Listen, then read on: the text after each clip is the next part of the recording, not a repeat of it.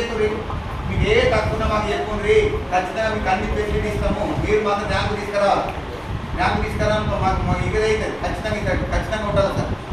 లోపం ఎక్కడ జరుగుతున్నారు sir? Rank ఎందుకు వస్తలేదు సార్?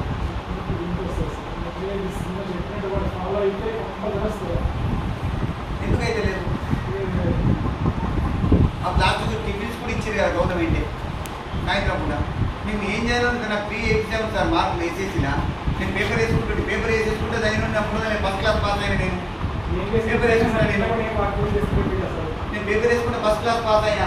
మీకు అన్ని ఫెసిలిటీ మాకు బట్టలు మేము కొనుక్కోవాలి, పుస్తకాలు మేమే కొనుక్కోవాలా, అన్ని సంవత్సరం కట్టుకోవాలి. 12 రూపాయలు 15 రూపాయలు ఫీజు ఉంటుండే సార్, స్కూల్ కడుతుంది. ఆ ఫీజు మేమే కట్టుకోవాలా, నోట్బుక్లు మేము. మీకు అన్ని జాగా మీరు జరగచ్చిన అర్థం ఎక్కడో లోపం జరుగుతుంది.